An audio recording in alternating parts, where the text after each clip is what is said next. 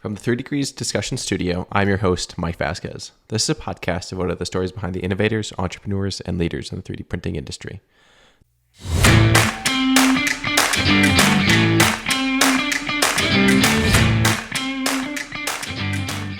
It's like split 50-50. It's like, half the people you talk to, whether it's an aluminum powder producer or an end user OEM, there's this excitement for a printable 7000 series, or, we worked in some high temperature aluminum alloys, something that could maybe replace titanium. There's this huge appetite for that. But then when it really comes down to it, it could take hundreds of thousands of dollars to make some powder and do some prints and test it. And that's only like static mechanical properties. That was Jeff Grabowski.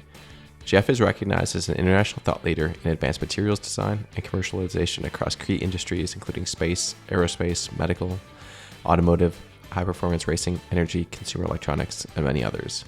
In his current role as Manager of Business Development for QuesTek Innovations, Jeff is at the forefront of identifying the most pressing materials challenges faced by industry and arriving at solutions leveraging QuesTek's materials experts and proprietary integrated computational materials engineering technologies.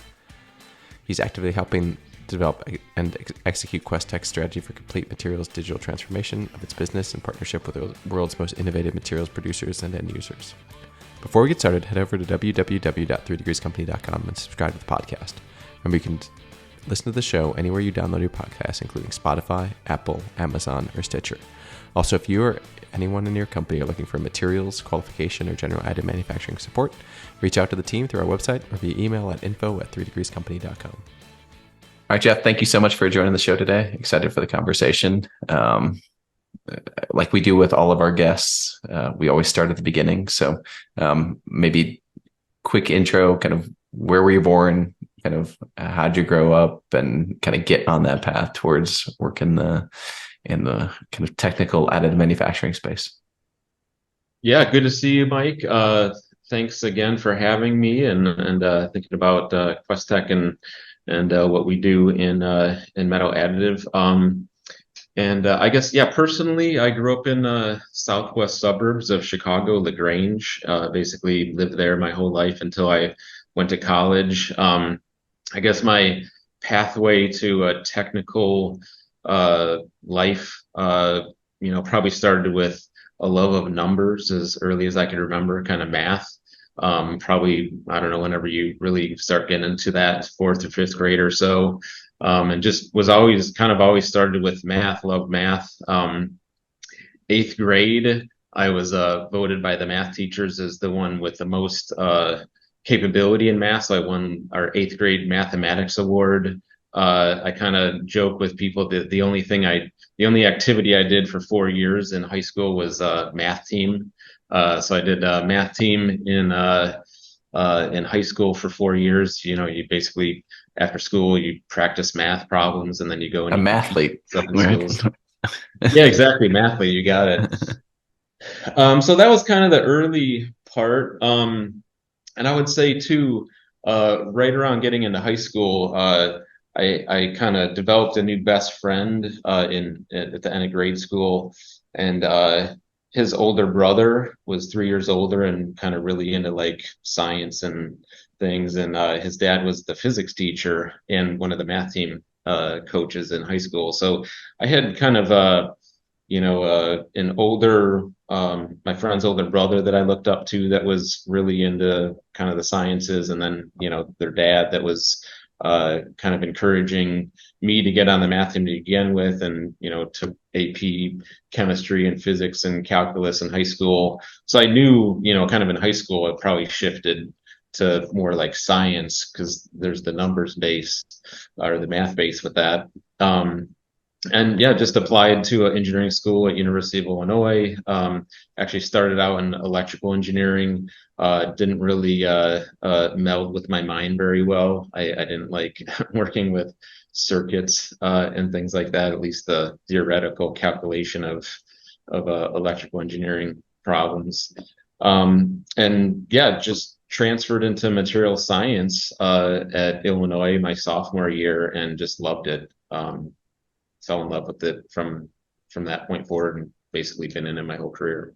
Did you know what material science was at the time? Like, because it's always kind of a cryptic thing that you never like. People understand what mechanical engineering is and electrical, right? When you're looking for schools, but what was the draw to materials?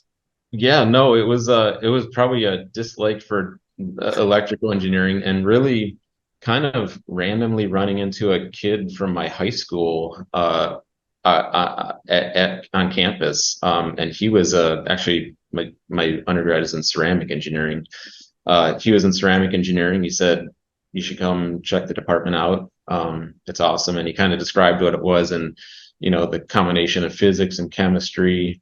So he introduced me to it. I really had no idea prior to that, even being at college, that it was a discipline. I think, you know, as I'm raising my own children who are years away from, making a decision about college, anytime I hear somebody younger that's into math or science, I want to try to expose them to the different disciplines, because it's easy not to know, especially back then in the 90s when there wasn't an internet. You had to go to the library and things like that, to understand what different engineering disciplines were.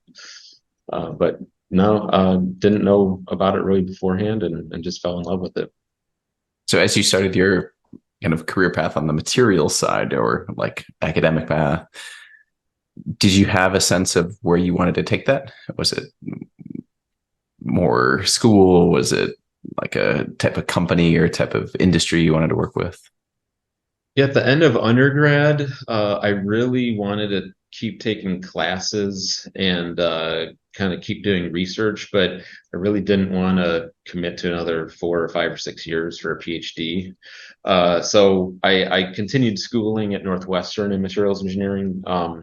And I just went for a master's degree, which I thought was kind of a good mix. I also didn't really want to be kind of pigeonholed into some career path at a national lab or other, R&D at a company for going for a PhD, not to generalize, but I just, at the time, thought a master's degree was kind of a good middle of the road. So that's what I did. And I would say I liked more like hands-on research, kind of like getting involved in manufacturing and industrial problems, and using material science, background to kind of understand and assist manufacturing. So yeah, after my master's degree, had a couple jobs early on in the steel industry with what was then Bethlehem Steel in Northwest Indiana. Some kind of ceramics processing facility. We did slip casting of ceramics and ceramic heaters for industrial heating. That was kind of early on. And then, yeah, I had kind of a shift to technical sales and application sales probably about 20 years ago. That was not on purpose, just kind of fell into it, and loved it. Loved interacting with people at different companies and different industries about their problems, and how the product we had could help them in their manufacturing or research. For those who may not be aware, do you want to give kind of what's the 101 on what is technical sales? What is that role in kind of a company do? Yeah, so it's kind of, technical sales or applications engineering. It's having you work for a company that has a product that's maybe, not very, might be challenging for somebody to just look at and understand what you do. And you're kind of like I think of it as a liaison between like what your company's technical offering is, and communicating to the outside what that technology is, and then focus on people at companies that could potentially use your technology, understanding their problems enough to know if your solution could align with their problem, and then kind of usually on a higher level, and then you bring in the experts on both sides, deeper technical knowledge on the inside at the company you work for, and then also on the client side to really determine if their problem could be solved with your technology. And so along this path, like when was the first time you interacted with 3D printing? That would be at QuesTek in about 2014 Okay. or so.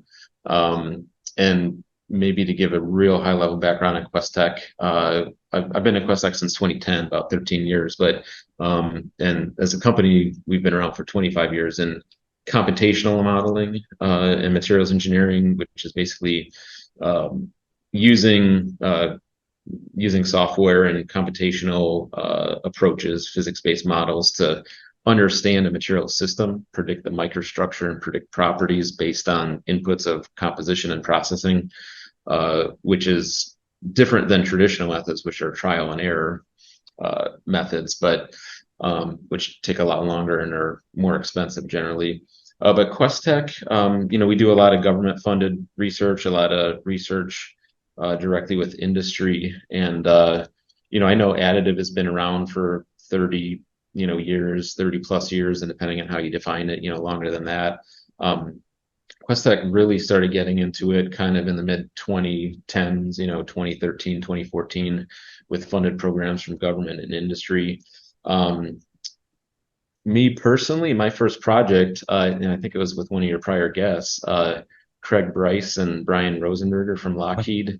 QuesTek had designed a high strength castable titanium alloy, and they were doing a lot of research in tie wire additive. And so they approached QuesTek and said, "Hey, we're aware of your cast titanium alloy. We'd love to see how it performs in wire additive." And so we took some of our material, converted it to wire, did some printing at Skiaki, and did some very kind of initial testing on it back then. But that was my first personal experience to metal additive. And as a materials engineer, it's just another manufacturing process. It's like forging or casting. Here's metal additive. It's different uniqueness to it on different scales, different approach, but still kind of you're melting something and it cools, and you need to make sure that it performs well and goes through those processes successfully. And what was the career trajectory that led you to QuesTek? When did you first hear about them? Like, was it the Northwestern connection, since you had spent some time at Northwestern? Yes, it was.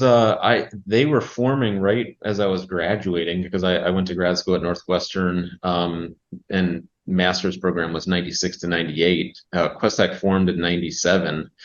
So I kind of had heard of them. I knew, Greg Olson and Charlie Kuhlman, the company co-founders, back then. I didn't really keep up too much with them. I had a friend that joined QuesTek, an undergrad friend that joined QuesTek maybe like the 2005 timeframe. I joined in 2010, and I had been at my position. I was working in industrial gas kind of application development with Praxair.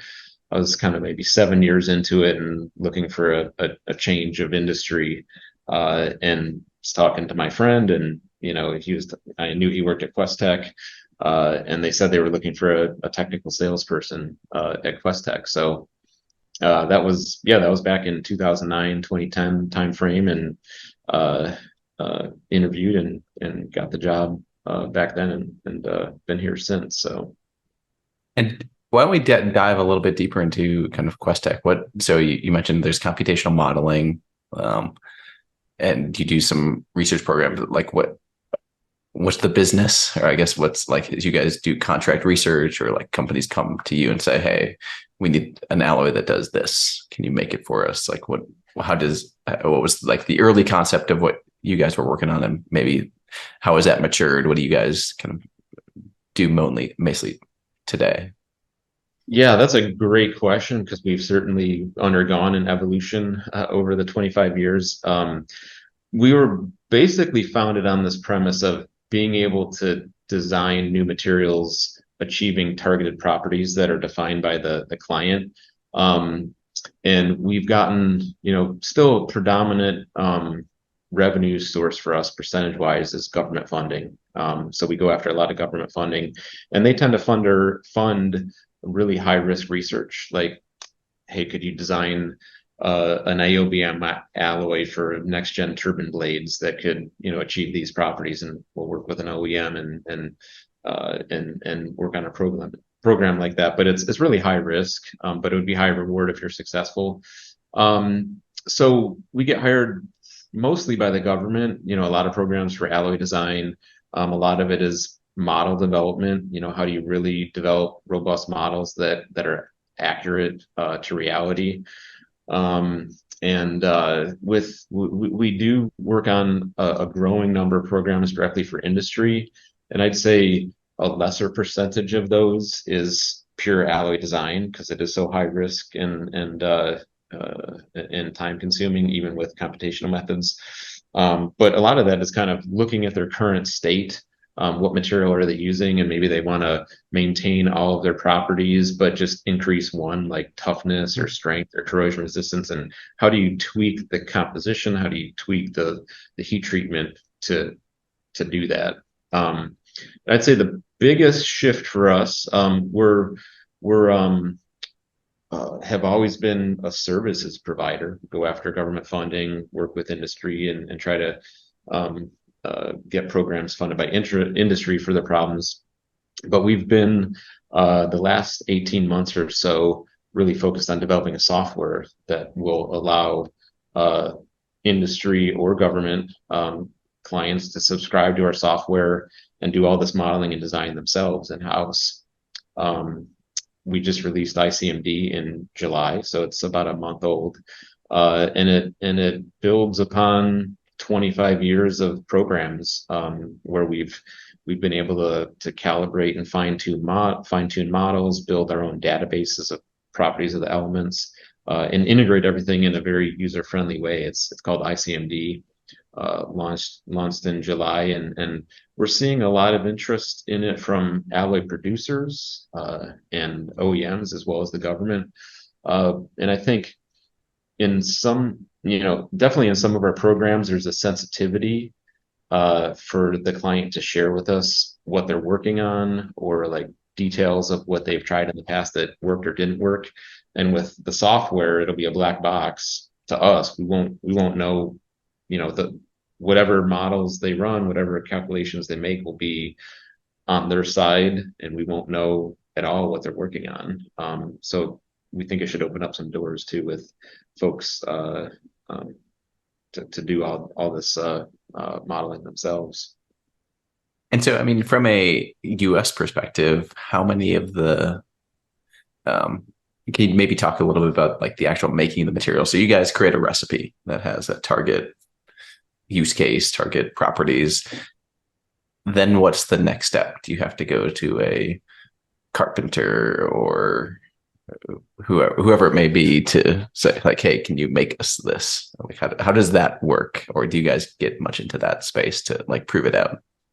Yeah, we brought a few materials to market from basically TRL 0, technology readiness level 0, from concept to kind of proof out at lab scale and then commercialization and flight. We have a suite of Ferium steels that are licensed to Carpenter Technology, and they're flying on a number of landing gear components, space components, high performance racing, Formula One. But we have in-house capability to make kind of quarter-sized prototype material, like if you stack 3/4 on top of each other. So we work across all material systems: aluminum, titanium, cobalt, copper, nickel, steel, refractory alloys like niobium and moly and tungsten. And so we could come up with the designs. We can make the prototype material in-house. We have a full mat lab here, and then we're a mile away from Northwestern. I'm pointing that way because it's over my shoulder. I could walk there in about 10 minutes. Their material science and engineering lab, and all their characterization resources. So we can make prototype material in-house, kind of heat treat it, test it, and understand does the microstructure look like we were targeting with the composition and thermal processing. When we design a material, it's never like, hey, we designed it in the computer, we're ready to make components and fly it. No, there's a kind of an iteration of making material, testing it, calibrating the models to make them more accurate, and then maybe doing a redesign. But any of those material systems that I mentioned, The next step would be a 50-pound heat or a 500-pound heat, and to really scale it up, 10 tons or more. And over the years, we've just developed relationships with the supply chain, so we know where to go. Who can cast us, a 100-pound ingot of a custom titanium alloy or aluminum, or in the case of additive, who's willing to do small powder runs of custom compositions, and it varies depending on what alloy it is. I mean, Carpenter will do, or Praxair, would do nickel and steel predominantly, but who do you go to for aluminum or for niobium or tungsten? It's kind of all different folks, and it's a challenge, but we certainly have relationships to get that done. And talk about additive, like in terms of interest in the new alloys. I mean, one of the challenges early on was like, okay, you've got this potential manufacturing process that is exciting, but because of the processing constraints is somewhat limited, right? With how the laser fuses it, thermal issues, getting the powder in the right size. Like where did you guys, or like, where have you seen that technology evolve in terms of what you guys are doing? Is there more interest? Is it kind of been steady state since its evolution over the last decade? Yeah, good question. Certainly there's a huge appetite and a huge technical interest in new materials that perform better, but I feel when it really, and I'll take aluminum as an example.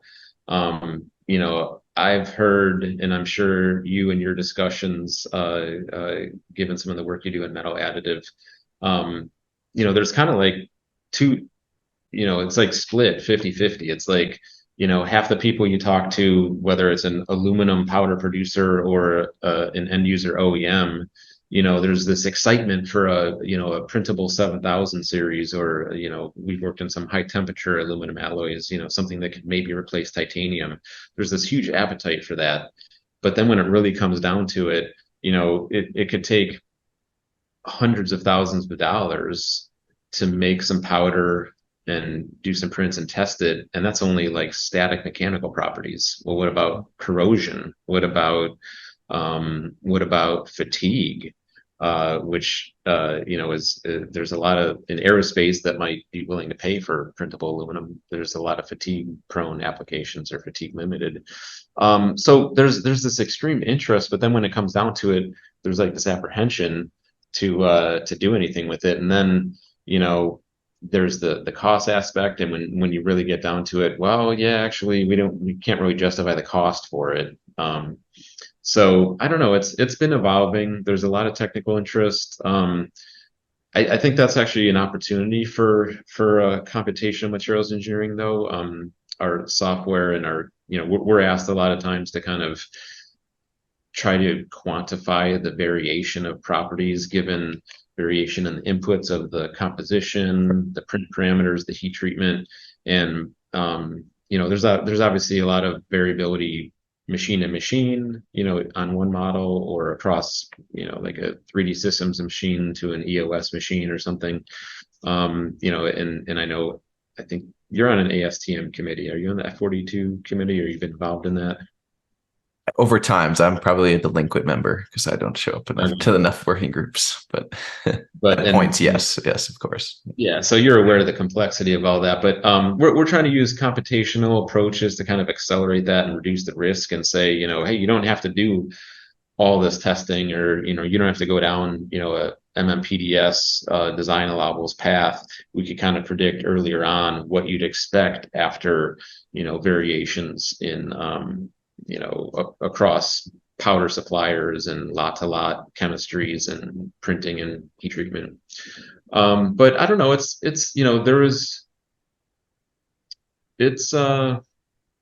still growing, and maybe kind of a resurgence in interest in new materials, but still kind of a conservatism in it.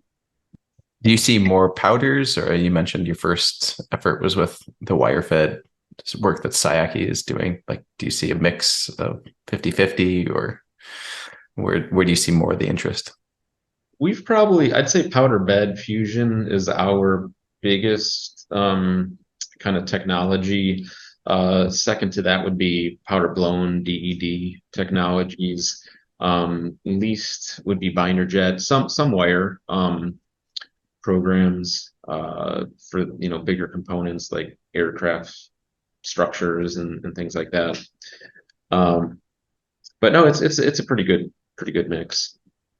And so maybe going back to kind of your career, what's a day in the life like, right? You mentioned that you work, there's government programs you guys work on, there's industry work, there's new technologies. Like, how do you think about kind of organizing your day and maybe give folks who are kind of interested in different pathways and additive a little bit of insight on kind of what some of the work that you do?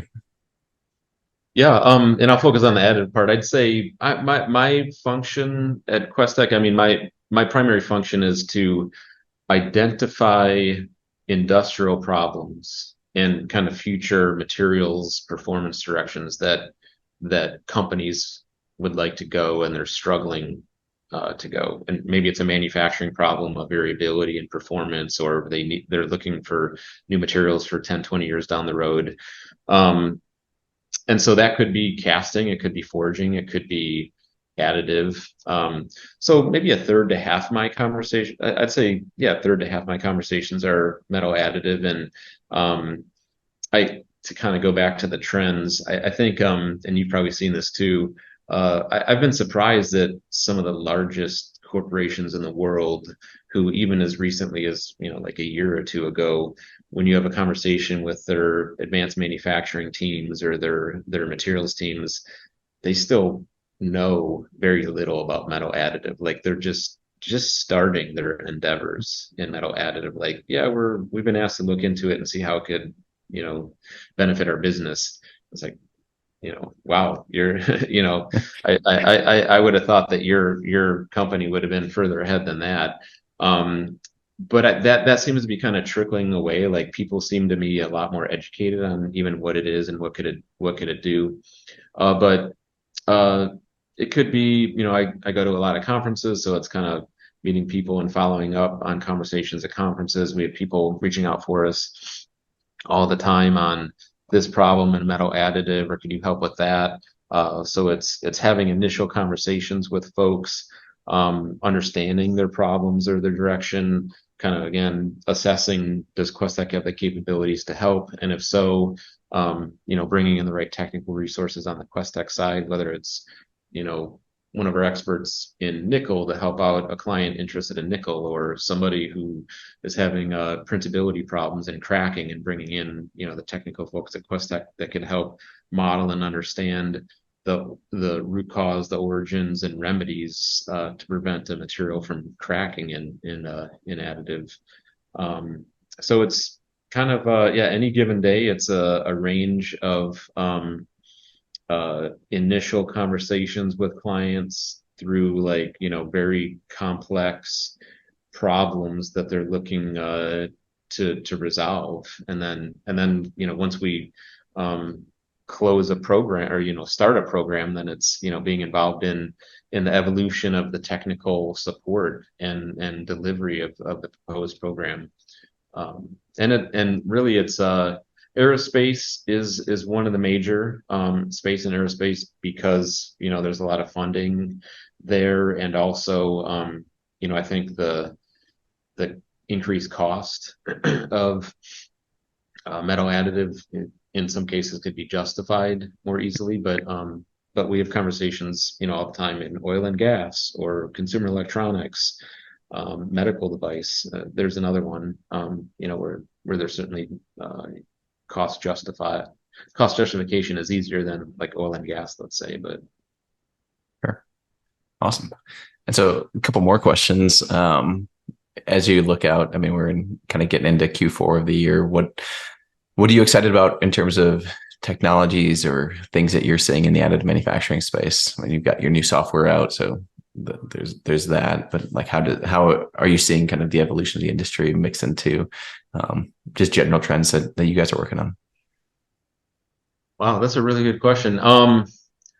I don't know if I really see. I'm trying to think if there's any new technologies or anything that I see on the horizon. I still think it's there's maybe some new. I think I'm interested to see where binder jet might go, because that's something that I haven't really personally tracked much, but I know that the cost justification for binder jet is a lot better than say for laser powder bed fusion. There's some new vendors coming out like Joule, with e-beam, powder blown technologies. I think it's you know, there's so many technologies, and I think that's maybe part of the reason why folks are so. It's hard to really kind of get your arms around what is the metal additive market, because it's like there's so many machine suppliers and so many powder providers, and um, how do you really proceed with what you're looking to do in metal additive. But I don't know, kind of a long-winded answer there. I don't know if I really have anything other than that I see on the horizon. Which conferences do you guys go to? That's always something that I'm curious about now that we've got Forum Next US and AMUG and all these rapid, like, are there things that you guys find very valuable in from an industry perspective in attending? I think Rapid and AMUG are our two big two. We've been to Mill AM and have found that pretty useful. Formnext is actually one in Europe, and I know there's some in the States too that I don't believe we've ever gone to. But I've heard a lot of really good things about. And then one that I think we went to maybe for the first time last year, ICAM. And I think we're planning to continue to go to ICAM. So I think most of those are that covers most of it. So last question, more of a fun question. Um, what's a favorite book or an impactful book that had um, uh, an impact on your career or your life or how you think about things? Do you have a favorite? Good question. I shouldn't say this out loud, but being an engineer, I'm not as big of an avid reader as probably a lot of people. Focus more interested in building spreadsheets and things. But I don't know. I've kind of read a series of books, or a number of books, kind of on emotional intelligence and kind of you know, I guess psychology, just kind of to help in interactions with people, and think about your own mind and what's going through your mind, and things like that. So I'd probably kind of generalize it like that. Cool. All right, Jeff. Well, thank you so much for joining the show today. We'll see you at some of the upcoming conferences, and best of luck on the software launch and continuing work on that. All right. Yeah. Thanks for having me again, Mike. I appreciate it and look forward to seeing you in the future.